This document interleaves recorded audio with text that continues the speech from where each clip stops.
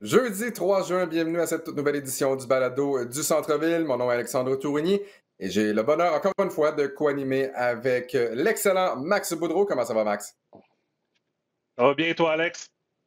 Ça va bien, merci. Et cette semaine, Max, on se compte chanceux d'accueillir Maker Guerrier. Chanceux comme dans, on a été chanceux de trouver un trou dans l'horaire de Maker pour lui permettre Eh donc oui. d'être avec nous. Merci beaucoup, Maker Guerrier, de prendre le temps d'être avec nous ce De rien. matin dans une journée tellement chargée. Ouais, de rien, mais moi, je dirais que c'est plutôt l'inverse. C'est moi qui est chanceux d'être avec vous. Pouvoir parler de basket comme ça, honnêtement, là, c'est un bonheur, les gars. Et surtout, Maker, Un- même si on sait que tu as un meeting qui commence dans environ 15 minutes, on a du temps pour parler de basket. On a le temps Ouais. de dire nos idées et on n'est pas pressé par un format télé où on a 3 ou 4 minutes. On a une quinzaine de minutes donc pour discuter. Et on va entrer donc, messieurs, dans le vif du sujet, les séries éliminatoires de la NBA. Et j'ai envie de commencer avec la série Nets-Celtics. Autant pour ce qu'elle nous a offert sur le terrain, que le chamboulement dans l'état-major des Celtics à la suite de cette série. Le président des opérations basketball, on vous rappelle, hier, donc mercredi, Danny Ainge décide de prendre sa retraite du côté des Celtics, remplacé par Brad Stevens. Donc, on est maintenant à la recherche d'un nouvel entraîneur-chef du côté de Boston. On sait que Brad Stevens, là, depuis la bulle, sans dire qu'il avait perdu l'amour du coaching, disons que ça s'était effrité un peu. Donc, pour lui, très heureux d'être donc dans un nouveau rôle. Mais tout d'abord, Maker, qu'est-ce que tu penses de tous les remaniements qui ont lieu hier du côté des Celtics de Boston? Ben, c'est quand même une surprise, honnêtement, parce que Danny Ainge, quand même, a mis ramené cette franchise-là un peu sur la map. Ce qu'il a fait avec cette équipe-là, c'est vraiment extraordinaire. Les Celtics qui sont année après année parmi les équipes favorites pour finir parmi au moins les 3-4 premières dans l'Est, si c'est pas dans les premières ou deuxièmes équipes de l'Est. Donc, c'est quand même assez incroyable de voir que Danny Ainge va prendre sa retraite. C'est vraiment une figure marquante là, pour les Celtics de Boston. Et ça, on revient là, depuis les années où il jouait quasiment. Là.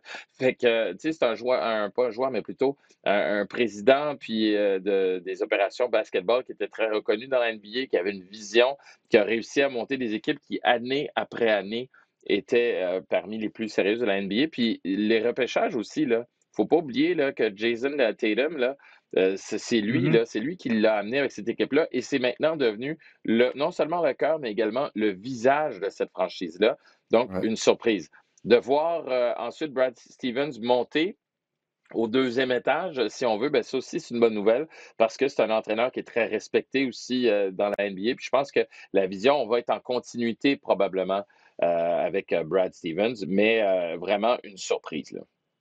Brad Stevens, donc 8 saisons à la barre des Celtics, fiche de 352 et 282 défaites. 7 fois amené son équipe en séries éliminatoires et on s'est rendu jusqu'en finale de l'Est à 3 reprises. Max, les questions étaient nombreuses chez les Celtics. On a beau dire bon, que Jaylen Brown était blessé, mais on n'était pas à un Jaylen Brown en santé de battre les Nets. Autant Jason Tatum a été excellent, c'est lui qui a d'ailleurs volé un match. Autant j'ai l'impression que même si on vante le travail de Danny Ainge au cours des dernières années, c'est une concession qui s'en va du mauvais côté. Depuis le début de la saison, souvent, là, on parle de l'exode du talent. Si on regarde la formation, disons, d'il y a 3 ans par rapport à ce qu'elle est maintenant, on a essentiellement perdu du talent du côté des Celtics. Qu'est-ce que tu penses de la situation actuelle de la formation de Boston? Écoute, ça a été difficile. Là. Je pense qu'il n'y a aucune équipe qui aurait voulu avoir les Nets là, comme première série. J'ai été chanceux de faire le match 3 avec Mathieu Vendredi. Jolivet le vendredi dernier. Là, puis c'était drôle, on disait avant match, écoute, Jason Tatum doit marquer 50 points si on veut donner une chance, s'il veut donner une chance à son équipe. Puis direct dans le mille, pang, 50 points. Pour les Celtics, je t'aurais dit, il y a 2 ans, j'aimais la direction de l'équipe parce que, tu te souviens, c'est l'été où on est allé chercher Kemba Walker. Kemba Walker, c'était un des joueurs sur le marché des joueurs autonomes qui était le plus convoité. Et on a dit, wow, on avait essayé le Isaiah Thomas, ça n'avait pas bien fonctionné, ça n'avait pas bien terminé. Après ça, Kyrie Irving est arrivé, on sait que ça n'a pas bien été avec son équipe, ça n'a pas fonctionné avec l'équipe, avec Brad Stevens non plus. Et là, on dit, wow, Danny Ainge, un autre coup de génie. il va avoir Kemba Walker en santé, Fred Dispo qui veut gagner parce qu'il n'a pas été capable de gagner dans ses belles années à Charlotte. Et là, c'est comme je ne veux pas dire l'épée de Damoclès, mais il y a eu blessure après blessure sur Walker, il y a eu blessure à Tatum, il y a eu blessure à Brown. Je ne veux pas trouver des excuses, mais là, à cause de toute cette malchance-là, on se retrouve, au lieu d'être dans le top 4, compétitionné pour le top 3, parce que je pense que côté talent, les joueurs des Celtics, écoute, un Walker en santé, Tatum et Brown, là, ça peut compétitionner contre n'importe quelle équipe dans l'Est, peut-être à part le Big Three de cette année de Brooklyn. Mais après ça, tu vois, toute cette malchance-là fait que là, au lieu de lutter pour la première position dans l'Est, on lutte pour la dernière position, pour se classer pour les séries. On n'a pas vraiment de solution au centre. On a Robert Williams, qui est un jeune joueur, mais pas beaucoup de minutes. Tristan Thompson, oui, il a signé agent libre, mais c'est pas le joueur qui va te marquer 20 points, 20 rebonds par match. Donc, je pense qu'on est du mauvais côté de la traque en ce moment pour Danny Ainge, pour les Celtics. Et il faut se rappeler aussi Danny Ainge. Puis maintenant, c'est ça, c'est plus son problème. Mais Danny Ainge, a toujours eu les Celtics à cœur, puis il va toujours les avoir à cœur, là, ça, je suis persuadé. Mais il faut se rappeler qu'en 2019, il y a eu une petite. Il y a eu excuse-moi, c'est quoi? Un malaise. Un malaise au cœur. Et c'est sûr que là, maintenant, c'était des questions qui se disaient même depuis 2019. Je lisais un peu sur lui. Il disait, je vois pas mes petits-enfants, je vois pas vraiment mes enfants. Il a seulement 62 ans, là, donc il y a encore beaucoup d'années devant lui. Donc, c'est une bonne. Je pense que c'est une décision personnelle, puis il faut la respecter. Mais le travail va être ardu là, en termes de trouver un remplaçant à Brad Stevens. Je lis des rumeurs, on voit le nom de Jason Kidd. J'ai même vu le nom de Becky Hammon. Écoute, si ça se concrétise, ça va être ça va être tellement une belle histoire. Mais le problème, c'est que. un grand coup. Un grand coup, mais t'hérites d'une équipe qui est, comme l'expression, là, la mascotte des Celtics, le Leprechaun avec deux béquilles, là, parce que l'équipe est blessée. On n'est pas du bon côté de la traque, là, si je pourrais résumer. Ouais. Donc, ce sera Nets contre Bucks en deuxième ronde, les Bucks de Milwaukee qui ont éliminé en 4 matchs le Heat de Miami, donc ont réussi entre guillemets, à prendre leur revanche. Le Big Three du côté des Nets, donc KD, Kyrie et Harden, avec une moyenne combinée de 85,2 points par match. Et on le rappelle avec un gars comme Joe Harris également capable de marquer 20 ou 25. Ce sera toute une série, mes cœurs guerriers. À quoi tu t'attends entre les Bucks et les Nets? Est-ce que c'est la finale avant la finale pour toi? Bien, déjà, quand je pense aux Nets, c'est 85 points en moyenne, un peu plus, pour les 3 principaux joueurs. Ça veut dire qu'en partant, là, tu commences le match avec presque 100 points. Là. Tu as besoin juste de 15 points de ton banc, puis tu as 100 points. Le problème, ça va être la défensive, parce que cette équipe-là est tellement axée sur l'offensive que des fois, on en oublie la défensive. Mais jusqu'à maintenant, on n'a pas vraiment été mis au défi. C'est-à-dire que à chaque fois qu'on sentait là, qu'il y avait un peu de pression là, puis qu'il fallait jouer défensivement, OK, on accorde quelques points.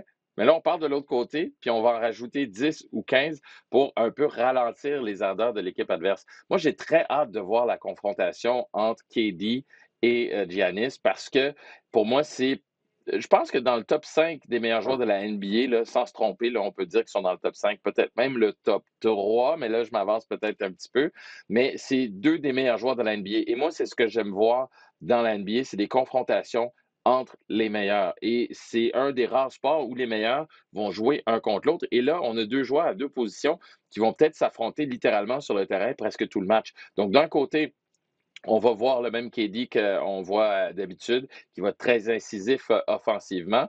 Et ce que j'ai hâte de voir, c'est comment il va réussir à défendre un joueur comme Giannis Antetokounmpo avec ses énormes bras et qui semble être pas mal plus en mission que dans la bulle l'an dernier. Parce que rappelez-vous, l'an dernier, dans la bulle contre Miami, ils ont été éliminés, puis tout le monde disait s'il y avait une foule, là, pas certain que ça se passerait de la même façon. Miami en a un peu profité pour se rendre en finale. Bien, on le voit cette année, comment ça s'est passé. Ça a été le rouleau compresseur de Milwaukee. Donc, ça va être un défi. Là, je pense qu'un des premiers vrais défis cette saison pour les Nets. Et là, on va voir comment ils vont se comporter dans l'adversité. Pour les Bucks, on va bien sûr se fier sur Giannis, mais il va falloir que toute l'équipe contribue pour tenter de ralentir, pas arrêter, mais au moins ralentir Kyrie Irving et également James Harden. Je pense que ça va être le plus grand défi pour Milwaukee. Ça va être ça. Comment est-ce qu'on réussit à contenir les deux associés, les deux collègues de Kevin Durant?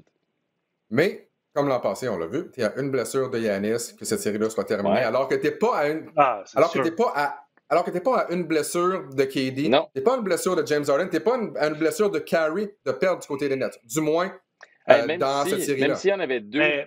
Même s'il y en avait deux qui se blessaient, honnêtement, si KD est encore là, je pense que je prends encore les Nets dans mes choix. Là, oui, parce que KD, pour moi, c'est un des joueurs les plus complets. Il peut jouer à toutes les positions. Je ne dis pas qu'ils vont gagner facilement. Je ne dis pas que je parierais même 10 piastres là-dessus. Mais un petit 2, là, je suis comme. Un petit 2? J'hésite, là. J'hésite. Moi-toi. Mais pour rappeler ça, là, les Bucks, on sait, là, depuis l'élimination l'année passée, là, puis c'était une élimination surprise, là, les Bucks étaient supposés de gagner l'année passée ou se rendre en finale. On a changé l'équipe puis on l'a construit pour gagner des séries, pas pour finir premier dans l'Est. Drew Holiday, Bryn Forbes, c'est les deux gros noms parce que c'est ces deux-là qui performent le plus. Là. Mais on a changé la tactique aussi. Là. Je répète, là, je pense qu'on en parlait au dernier podcast.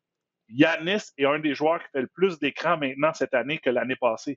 Donc, on joue Giannis off-ball, sans le ballon, et après ça, un Drew Holiday, il peut créer. Le problème, c'est que Drew Holiday est un meilleur tireur de 3 points qu'un Eric Bledsoe l'année passée, et on doit respecter son tir aussi. Le seul problème, c'est qu'on vient de perdre DiVincenzo, qui était sur notre 5 partant du côté de Milwaukee. Là, il faut se rallier à un Pat Connaughton, à un Bryn Forbes, comme j'explique. Mais moi, je pense que le joueur facteur, puis un joueur que personne vraiment parle, qui doit faire sentir sa présence, c'est Brook Lopez. Brook Lopez, s'il est capable de jouer à l'intérieur, il n'y a personne de l'autre côté, à part si on décide d'insérer DeAndre Jordan, mais qu'on n'a pas vu dans la première série. Écoute, pour reprendre l'expression de Shaq, c'est du barbecue chicken dans la bouteille là, pour Brook Lopez. Le problème, c'est que Brook Lopez est tombé en amour avec la ligne du 3 points. Il a peur d'aller dans la bouteille maintenant. Mais c'est un des joueurs qui va être très important. Écoute, ça commence samedi à 7h30. Je sais qu'il y a d'autres sports, je sais qu'il y a d'autres équipes en ce moment montréalaises qui jouent, mais ça va être la finale, je pense, avant la finale, parce que ça va être tout un affrontement. Ouais, j'ai vraiment très hâte de... L'horaire... Vas-y, Maker. L'horaire rentre pas en conflit. Hein. On peut tout faire là, avec une télécommande, là, puis l'écran dans l'écran, l'image dans l'image. Moi, c'est ce que je fais depuis 2 semaines. Là. Et disons qu'on va se coucher tard également à regarder du sport et pourquoi pas le plus beau temps de l'année, les séries éliminatoires. Maker, je sais que le temps file, mais j'ai vraiment envie de ressortir un sujet duquel on a parlé brièvement, Max et moi, la semaine dernière lors du balado du Centre-Ville. Parce que je veux vraiment avoir ton point de vue. Max, souviens-toi, la semaine passée, quand j'ai parlé des partisans, je disais, écoute, Max, la bulle me fait réaliser à quel point les partisans me manquaient, l'ambiance et tout. Et après une semaine de séries éliminatoires, ça me manque pas pantoute, honnêtement. Je pense que je préférerais que ça revienne. Je pense que je préférerais que ça revienne presque dans la bulle avec des bruits de foule artificiels. Depuis le début, depuis le début des matchs éliminatoires, Trae Young s'est fait cracher dessus, Kyrie Irving s'est fait lancer une bouteille d'eau, les partisans du Jazz s'en sont pris aux parents de Ja Morant, un partisan des Wizards a réussi à se rendre sur le terrain avant d'être maîtrisé par la sécurité. Meeker, est-ce que les gens ont oublié comment se comporter en société? Qu'est-ce qui se passe? Je comprends qu'on a besoin de la foule, puis c'est le fun, l'ambiance et tout. Mais qu'est-ce qui se passe avec les gens? Oui, puis Westbrook aussi, là, le popcorn. Ah oui, c'est vrai. Le popcorn, oui. Ça avait commencé avec ça. Écoute, c'est ça. C'est ça, c'est le premier élément qui a parti le bal. Écoute, c'est difficile à dire parce que, tu sais, moi, je suis comme Max, là, je le voyais hocher la tête, là, il est comme, non, il n'est pas question d'enlever la foule, là. Je veux dire, pourquoi est-ce qu'il y a des séries éliminatoires, tu sais, pourquoi est-ce que les athlètes sont aussi adulés puis qu'ils font autant d'argent? C'est à cause de la foule, ça demeure du divertissement. Ce qui est dommage en ce moment, c'est qu'une minorité de personnes va anéantir, va porter ombrage à une très vaste majorité parce que autant 5, on s'entend, c'est pas beaucoup, là, c'est sur les millions, les milliers de spectateurs qui ont assisté au match, Mais en même temps, Mhm. 5, c'est énorme. Dans une semaine, là, dans 2 semaines, c'est C'est dans une semaine, énorme mais c'est d'avoir 5 pas Mais, en un an, là. Ouais, mais c'est pour avoir un peu étudié en psychologie, puis ma conjointe est là-dedans, c'est un ripple effect, OK? J'ai pas le terme ben oui, français, mais c'est comme si un partisan voit quelqu'un dire Hey, lui, il a lancé du popcorn. exactement. Écoute, moi, je vais lancer une bouteille d'eau. L'autre, plus loin, dit Moi, je vais lancer, je sais pas, un Gatorade ou quoi que ce soit. Ouais, Un Et c'est dixième. comme cet échec boule de neige de là qu'on exactement. voit. Puis c'est exactement Et, ça que et j'allais dire. et c'est pour ça qu'il y en a dans un si court laps de temps. Moi, je pense que ça va s'effondrer là, par la suite. Là, les gens vont se calmer, entre guillemets. Euh, quand j'entends des choses qui sont lancées, je suis 100% contre ça. Même si Kyrie est allé piler sur le logo puis il l'a fait exprès, Ouais, c'est un c'est logo. comme s'il tourne C'est de la l'abcès. Oui, mais peinture. écoute, c'est sûr, c'est Ouais, C'est sûr. de la Mais peinture. tu aurais le droit de crier après Kyrie, tu as le droit de le huer, tu as le droit ouais, de même Oh oui, ça sacrer oui. après. Écoute, je me suis le fait faire là, quand je jouais à l'université. Lancer des choses, c'est la goutte qui déborde le vase. Quand il y a des attaques verbales, ah ben là, c'est là que tu es en zone grise là, complètement. Là, ben que ça tu dis, dépend. écoute, Ça dépend. tu peux pas dire aux fans de pas rien dire, mais en même temps, tu vas-tu avoir quelqu'un qui va minuter chaque chose qui est dite? C'est là qui Non, est. non, mais Max, Tu peux pas il y a mettre une ligne. Là. limite. Non, mais il y a limite, là. Je veux dire, les parents de Ja Morant, là, on parle de commentaires à saveur sexiste et raciste. Hey, là, excuse-moi, là, mais là, ça n'a plus rien à voir avec la game. Là, en plus, c'est même plus les joueurs qui se font agresser, c'est les partisans, la famille des joueurs. Ah, c'est Là, sûr. la limite, pour moi, elle est atteinte. Tu peux crier après un joueur, puis moi, je l'ai déjà dit lors d'une tribune téléphonique, tu sais, aux Olympiques, les partisans au Brésil, je pense, huaient un athlète français en saut en hauteur, puis les gens étaient scandalisés, c'est pas l'esprit sportif. J'étais comme, hey, ils ont payé leur billet, ils veulent que leur représentant gagne. Ils ont le droit de huer l'athlète français, même si c'est les jeux, c'est supposé d'être beau, puis tout le monde se promène en licorne dans les prés. Mais il y a une maudite limite. Là. Tu ne peux pas entrer en Ça existe, contact ça? avec un joueur, tu ne peux pas toucher un joueur, puis tu ne peux pas non plus insulter sa famille dans les estrades. Pour moi, la limite est là. Le joueur, lui, il sait pourquoi il a signé, il embarque sur le terrain, pas de problème. La famille n'a pas signé pour ça. Là. C'est pas des professionnels, puis ils sont pas payés non plus pour ça, puis ils sont pas payés comme des professionnels. Fait que pour moi, c'est ça, c'est inacceptable ce qui est arrivé parce que c'est des incidents où la sécurité des joueurs et leur intégrité physique a été mise en danger, a été Ouais. mise à mal. Donc la Ligue doit sévir et là déjà, on a des suspensions de partisans, des gens qui vont perdre leur billet de saison, qui ne pourront pas revenir pour un temps indéterminé. Donc au moins la Ligue doit mettre ses culottes. Puis, comme le dit Max, l'effet boule de neige, là, il faut arrêter de montrer les images. Là, ça suffit, on les a vus, on a compris. Passons Exact, à c'est autre ça. chose. Et c'est Exact. pas la première fois, messieurs, qu'à Salt Lake City, il se passe quelque chose du genre. Souvenez-vous, l'incident avec Russell Westbrook également. Donc, Ouais. du côté du Jazz, là, il est grand temps qu'on fasse quelque chose avec nos partisans. Michael Guerrier, ça a été court, ça a été bref, mais ça a été ô combien plaisant. Merci encore une fois beaucoup pour ta Salut, participation Mika. au balado du centre-ville et on espère se revoir Merci. d'ici la grande finale. Sinon, on va se revoir assurément sur le plateau à RDS. Tu peux aller faire Excellent, tes les amis. 46 Merci millions beaucoup. d'autres jobs, là, Mika. Merci, Ciao, les Michael. gars. À bientôt. Salut, bye bye. Max, Mika est on reste partout, dans. hein. Il est partout, Maker. Mika. C'est incroyable. Ben, Je le Max, vois je le vois dans mes céréales le matin, Alex. ben, je pense que Maker est proche d'avoir une boîte de céréales à son nom, probablement, là, avec Ah, sa c'est sûr. face. Tu sais, si tu connais pas Maker Guerrier, ça veut dire que ça fait longtemps que tu n'as pas ouvert ta télé, la radio, que tu n'as pas pris ta voiture parce qu'il est sur les panneaux publicitaires Exact. partout le long des routes. Exact. Donc, si tu connais pas Maker, c'est parce que tu fais exprès de ne pas voir et de ne pas connaître Maker, essentiellement. Max, donc, on va poursuivre. Dans l'Ouest, les Lakers sont dans le trouble, tirent de l'arrière 3-2 dans leur série contre les Suns, match numéro 6 ce soir. Anthony Davis est blessé dans le match numéro 4, que les Lakers ont perdu. Les Lakers ont également perdu le match numéro 5, tiré de l'arrière par 30 à la demi. Et Max, on ne peut pas dire non plus que les acteurs de soutien, donc après LeBron James, font du bon travail. Dennis Schroeder, demandé un contrat de 100 millions, a marqué autant de points que toi et moi. 0 en 9, connaît une série misérable. Je sais qu'on dit de jamais miser contre LeBron James. Mais est-ce que c'est la fois, Max, où on pourrait miser contre LeBron James et les Lakers? Est-ce que tu penses que les Lakers peuvent remonter la pente et passer au deuxième tour?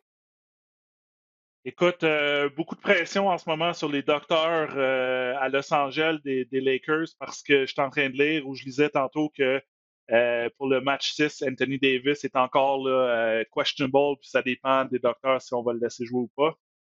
Et pour répondre à ta question, c'est facile. Si Anthony Davis est dans l'alignement, même à 50%, les Lakers ont une chance.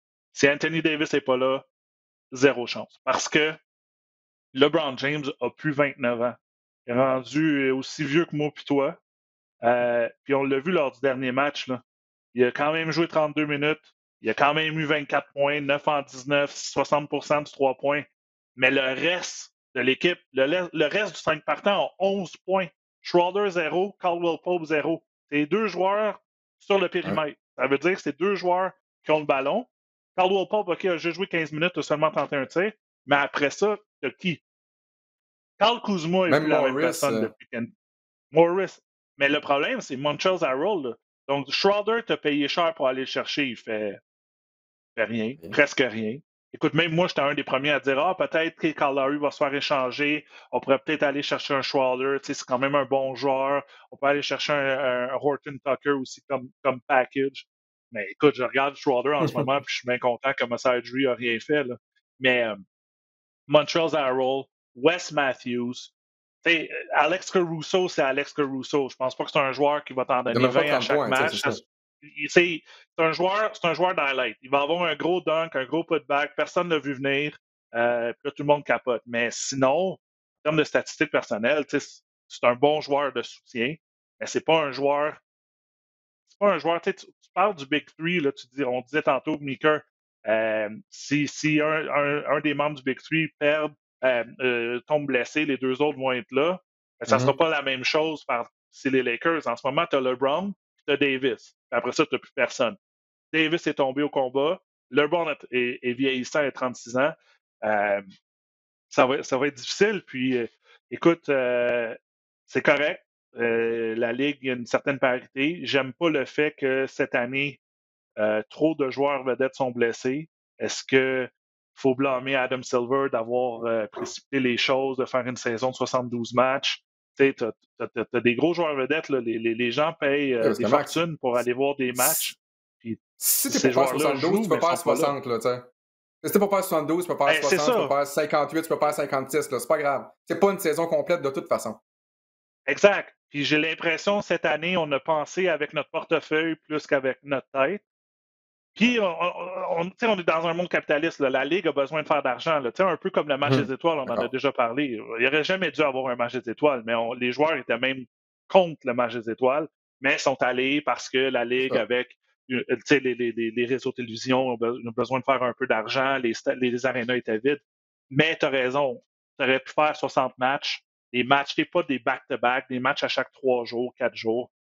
Tu n'aurais pas. Parce qu'à la fin, là, c'est le spectacle là, qui est pas anéanti, mais qui nuit à ça. Là. C'est plate de voir les Lakers être éliminés en première ronde.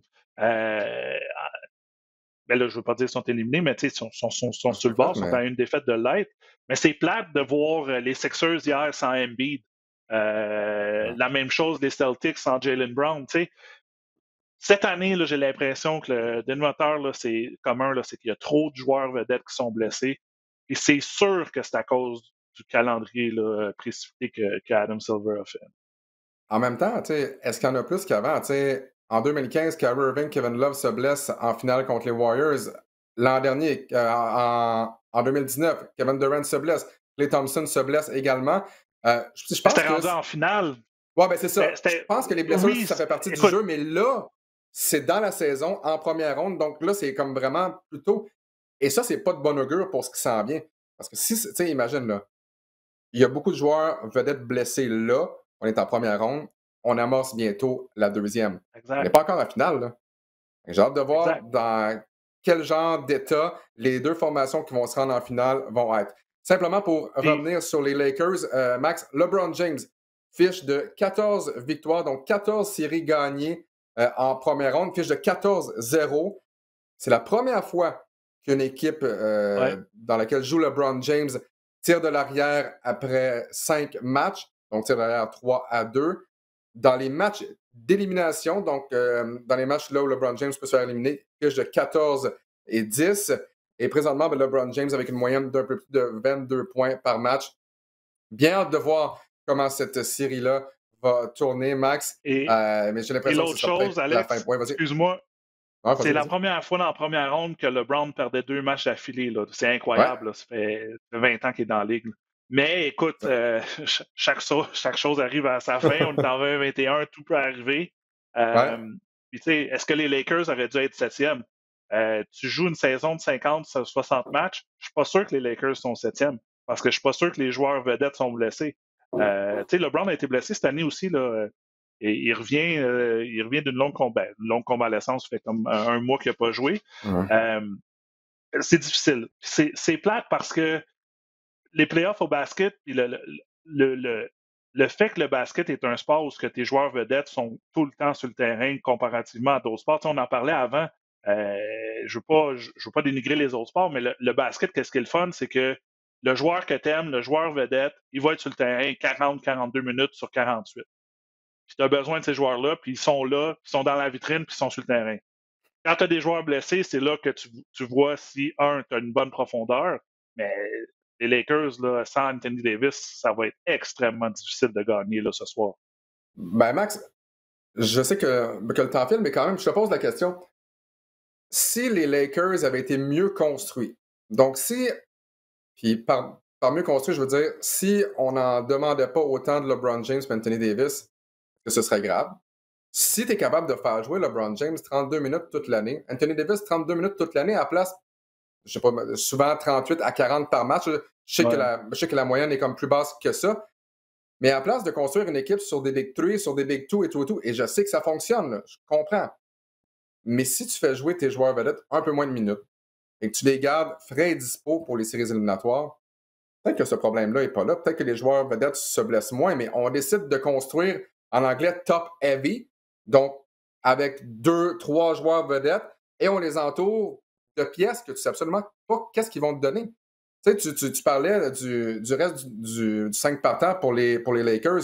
Caldwell Pope, c'est une bonne pièce à avoir sur une formation, mais tu sais pas s'il va donner 15 points ou 0. Exact. Puis la journée qu'il va t'en donner 0, ben t'es dans le trouble. Le problème de ça, c'est que, tu as une masse salariale, puis 2, ben, tes joueurs vedettes te coûtent les yeux de la tête à cause de l'offre et la demande. Et le problème, c'est que si tu dis, OK, on va se faire une bonne petite équipe, ben, tu vas être comme les Raptors. Tu vas être une bonne petite équipe, tu n'auras pas de joueurs vedettes, puis tu vas compétitionner. Ouais. Comme je l'explique, c'est que le problème, c'est que ton joueur vedette, là, il n'est pas sur un des 4 trios puis qu'il revient à toi 5 minutes. Là. Il va jouer 10 ou 20 minutes par match. Il joue 40 à 42 minutes. C'est sûr qu'il y a un impact.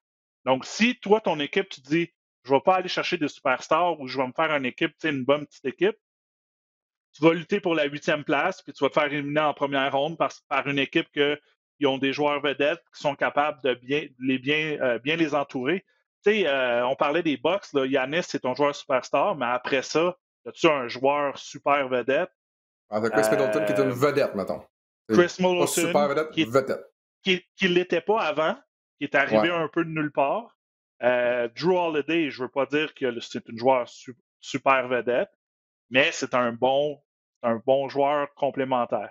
C'est dur à dire. C'est sûr que tu ne voudrais pas avoir tes joueurs blessés, mais en même temps, si tu compétitionnes pour un championnat, Brooklyn, il y en a juste une équipe qui a 3 joueurs comme ça. Là, puis je pense que c'est jamais arrivé.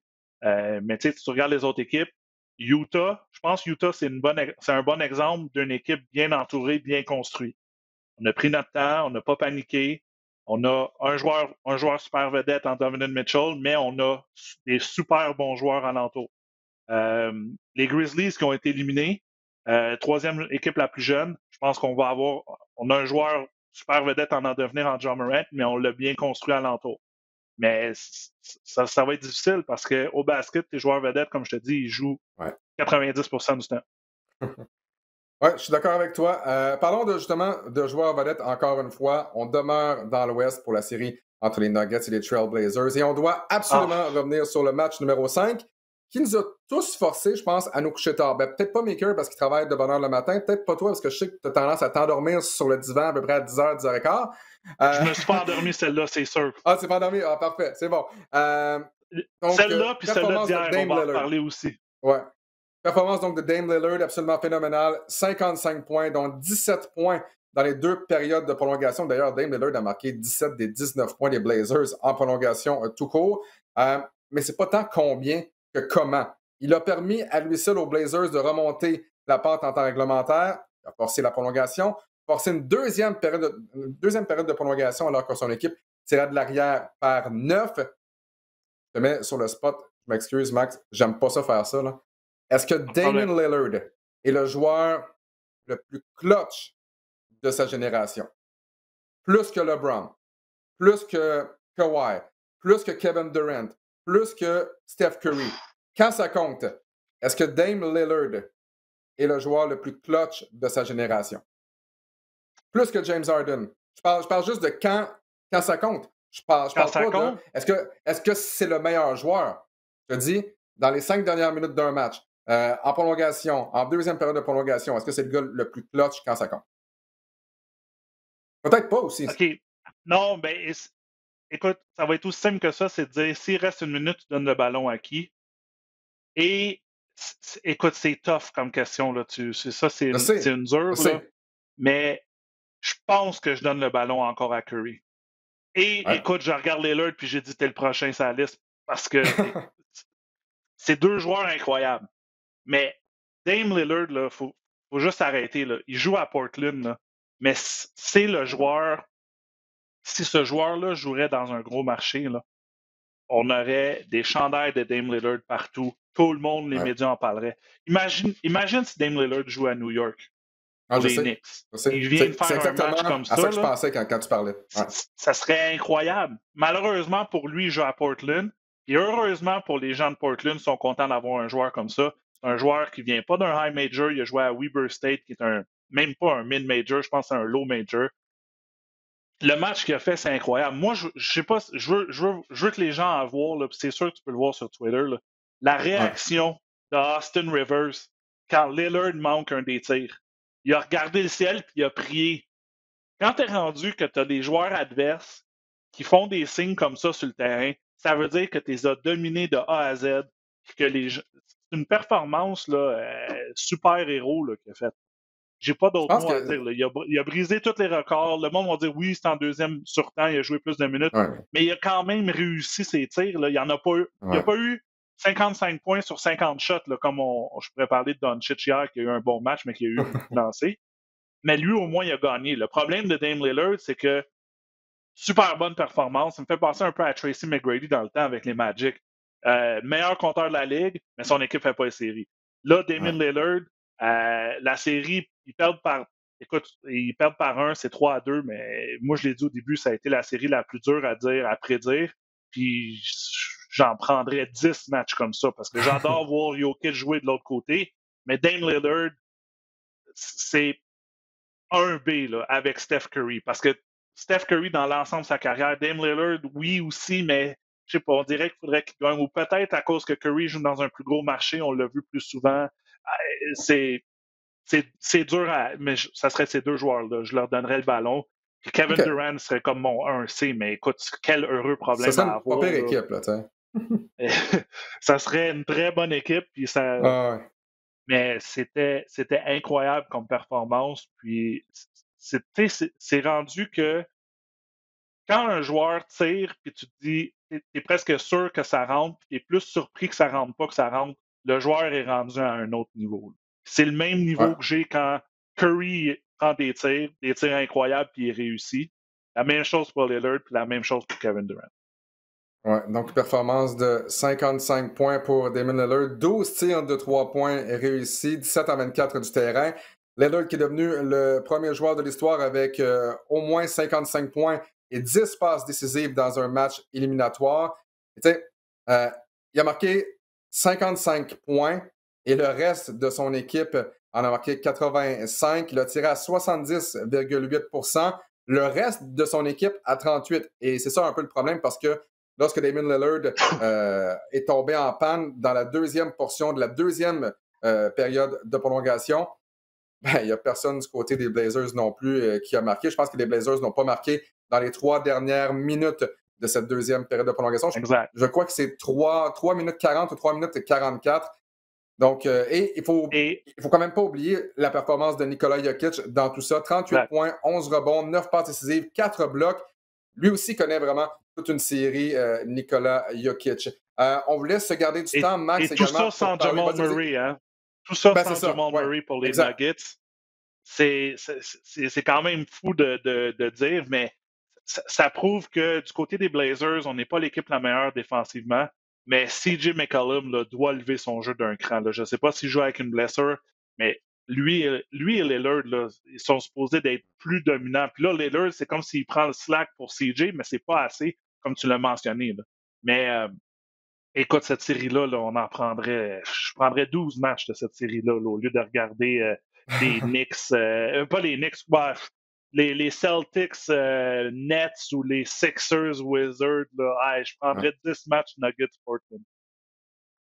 Ouais, et du côté de CJ McCollum, moyenne de 20 points par match dans cette première ronde. On doit évidemment parler aussi des Mavericks. On s'est gardé du temps un petit peu pour en parler. Qui ont battu hier les Clippers de Los Angeles 105-100 pour prendre les devants 3-2 dans leur série. Écoute, même les placiers au Staples Center se sont mis à écœurer les joueurs des Clippers lorsqu'ils sont retournés dans le tunnel, donc au vestiaire. Et quelle performance de Luka Doncic! C'est une statistique qui m'avait échappé durant le match, là, mais Luka Doncic a terminé 17 en 37. Donc, comme tu l'as dit, pas très efficace, je comprends. Donc, 17 paniers réussis, 14 passes décisives. Donc, 17 plus 14, 31. Les Mavericks ont réussi 37 lancés. Donc, Luka Doncic a été impliqué dans 31 des 37 paniers réussis par les Mavericks de Dallas. 42 points pour Doncic, meilleur pointeur de son équipe, évidemment. De l'autre côté, Kawhi Leonard a terminé avec 20 points. Est-ce que les Mavericks pourront encore une fois sortir les Clippers, Max? Écoute, si on regarde la série, l'équipe qui joue à domicile perd tout le temps. D'après moi, les Mavericks vont gagner en 7. Mais je joue un peu au prophète. Si les Clippers devaient perdre la première ronde, là, est-ce qu'on fait une vente de feu? Cette équipe-là, là, en début de saison, on s'est dit, ils vont finir premier, deuxième avec les Lakers. Ça va être une bataille LA en finale de conférence. Et une des deux équipes qui va gagner le championnat. On n'est pas rendu là. On est rendu à une défaite des deux équipes californiennes, puis ils sont exclus de la première ronde des séries. Et pour les Clippers, ils n'ont pas d'excuses. Tes joueurs sont là. Kawhi, Paul George. Tu es allé chercher Batum. La seule personne qui n'est pas là, c'est Ibaka. Mais écoute, tu ne peux pas dire on perd une série contre les Mavericks à cause de Serge Ibaka. Le problème, de l'autre côté, tu parles de joueurs super étoiles. Luka Doncic fait qu'est-ce qu'il veut avec n'importe qui du côté des Clippers. Ce que je veux dire également, c'est est-ce que les Mavericks vont pouvoir infliger une défaite encore une fois aux Clippers? Parce que, bon, souvenez-vous que c'est les Clippers qui avaient battu les Mavericks il y a un an, mais mon point, c'était est-ce que ce sera encore une défaite amère pour les Clippers? On menait, souvenez-vous, 3-1 en deuxième ronde la saison dernière contre les Nuggets. Et là, on a perdu. Et c'est justement le point. Est-ce que, encore une fois, ce sera une déception? On a mis ça sur le dos de Doc Rivers. Clairement, c'était pas de sa faute. Là, c'est les joueurs. Donc, comme tu le dis, là, on est à une défaite. De se demander qu'est-ce qu'on fait avec cette formation-là. Ah, ouais. Et on doit rappeler cette transaction de Paul George aussi. Ça a coûté cher pour amener Kawhi. Ça a coûté le futur de l'équipe. On est allé en expression all-in. Écoute, il y en a qui ont la main heureuse. Messiah a eu la main heureuse là, 2 ans quand il est allé chercher Kawhi. Mais il y en a qui n'ont pas la main heureuse. Cher. Ça n'a pas coûté autant cher. Ça a coûté de DeMar DeRozan. C'est parfait. Mais c'est pas chez Gilgeous Alexander, c'est pas des choix de première ronde à pelleter. Je comprends que c'était beaucoup DeMar DeRozan. Mais là, comme tu l'as dit, c'est l'avenir carrément des Clippers là, qu'on a donné. Mais est-ce que c'est Kawhi qui a exigé, qui a mis de la pression? Parce que je ne sais pas si un directeur général va faire cet échange-là. Parce qu'un directeur DG, là, oui, tu veux gagner dans le moment présent, mais tu ne peux pas hypothéquer 6 ans dans le futur. Moi, je pense, puis on ne saura jamais, là, mais Kawhi a sûrement exigé, si je signe avec vous autres, avec les Clippers, vous allez chercher Paul George, sinon, je ne vois pas. Et tu vois que ça a été une transaction un peu désespérée là, du côté des Clippers. Puis on s'est dit, bon, OK, on souhaite qu'on l'a, on se croise les doigts, là, on a Kawhi, on a Paul George. Exact, mais écoute, c'est en train de nous péter en pleine face là, en ce moment. Oui, ce sera. J'ai vraiment hâte de voir ce match numéro 6. Pour les partisans des Clippers et de Kawhi Leonard, on va espérer que les Clippers puissent revenir dans cette série-là. Reste très peu de temps, Max, en terminant peut-être, parler de la série entre les Wizards et les Sixers. Pas tant pour la série comme telle, mais que cette blessure. Non, mais en fait, c'est parce que tu sais, c'est ça, c'était une série correcte sans plus, là. Mais la blessure, par contre, de Joel Embiid, qui s'est déchiré.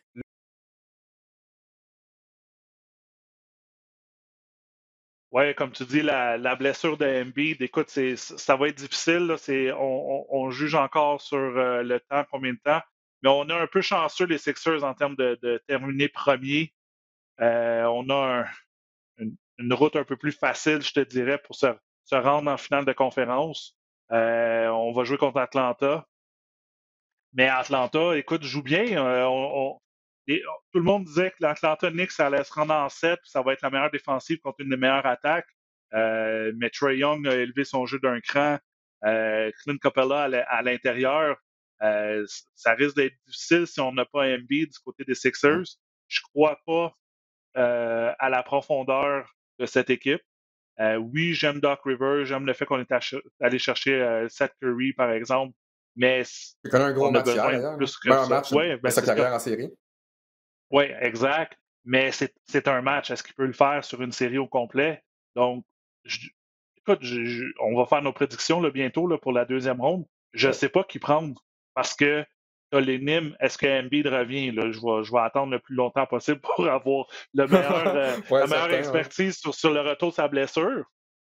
Mais comme on revient dans l'Est, cette série-là était plate à mourir. Là. Regarde la différence entre 2 et 7 dans l'Ouest, ou même 1 et 8. Mm-hmm. Ouais. Tu as Utah-Memphis qui a terminé hier, mais que c'était une bonne série, c'était du bon basket, 2 bonnes équipes. Moi, je pense que les Grizzlies, dans 2-3 ans, vont être dans le top 3 s'ils gardent le même noyau. Puis tu regardes dans l'Est, tu te dis, écoute, Celtics, ça a pris une performance de 50 points d'un joueur pour gagner un match.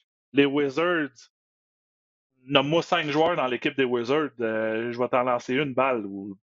Ben là, tu triches peut-être parce que tu as ton ordi proche, là, mais écoute, tu as Westbrook, tu as Bill, puis tu as Robin Lopez à l'intérieur, mais après ça, je veux dire, il y a une grosse différence des deux côtés.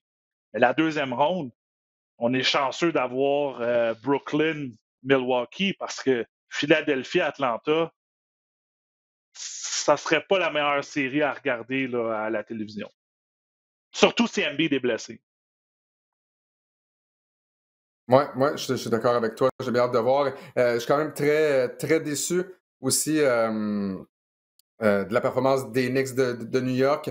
Ça a été difficile pour R.J. Barrett, ça a été difficile pour Julius Randle, mais ça nous a permis d'apprécier les premières séries éliminatoires pour Trae Young. Il y a Trae Young qui a tiré sa révérence. Donc, à la suite de la victoire, il a fait un petit geste aux partisans, tiré sa révérence. Et lorsqu'on l'a questionné à savoir pourquoi tu as fait ça, il a mentionné, écoute, je sais qu'à New York, il y a beaucoup de spectacles. Et qui dit spectacle, qu'est-ce qui se passe à la fin?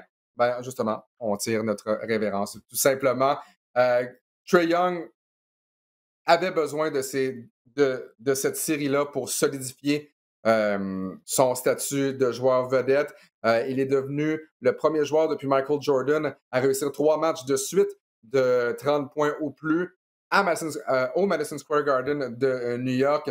J'ai vraiment bien hâte de voir ce qu'il sera en mesure de faire lors de la deuxième ronde éliminatoire. Et comme tu l'as mentionné, oui, ça va être difficile, mais si on joue contre un Embiid diminué, blessé, ou un Embiid pas là, Et hey, Max, encore une fois, là, Embiid blessé en série, là, ça fait combien d'années qu'Embiid n'est pas à 100% en match éliminatoire? C'est fou. Trop souvent, Pour vrai. c'est qu'est-ce qui est dommage parce que en pleine santé, là, Joel Embiid, en pleine santé, puis je veux dire, avec le mindset qu'il veut jouer, là, si Joel Embiid décide de jouer, il n'y a pas personne qui peut l'arrêter dans la Ligue en ce moment. Ouais. Le problème, Ouais, c'est qu'il y donc a j'ai trop de vraiment. distractions ou il est Ouais. blessé. Il est blessé à chaque année. À chaque année, il y a quelque chose. Je me souviens de ces années à Kansas, il était blessé avant d'arriver dans la Ligue. Donc, Ben, c'est ça. Puis c'est malheureux pour lui. c'est la même chose contre les Raptors de Toronto en 2019 également. Blessé, empoisonnement alimentaire ou peu importe. Max, très intéressant encore une fois, cette édition du balado du Centre-Ville. La deuxième ronde là, qui s'amorce sous peu dans la NBA. Pour notre part, ben, Ouais. comme on l'a mentionné plus tôt, on est avec vous chaque jeudi. Donc, prochaine édition, ça aura lieu jeudi le 10 juin prochain. Et notre invité spécial pour cette prochaine édition sera nul autre que l'entraîneur des Blackjacks d'Ottawa, Charles Dubé-Bret. Donc, bien hâte de vous retrouver tous dans une semaine pour une autre édition du Balado du Centre-Ville. D'ici là, ben Max, je te souhaite une très belle fin de semaine ainsi qu'un bon week-end. Puis on se retrouve dans une semaine pour le Balado du Centre-Ville encore une fois. Merci beaucoup, Max. Salut Alex, salut tout le monde. Merci tout le monde. Au revoir.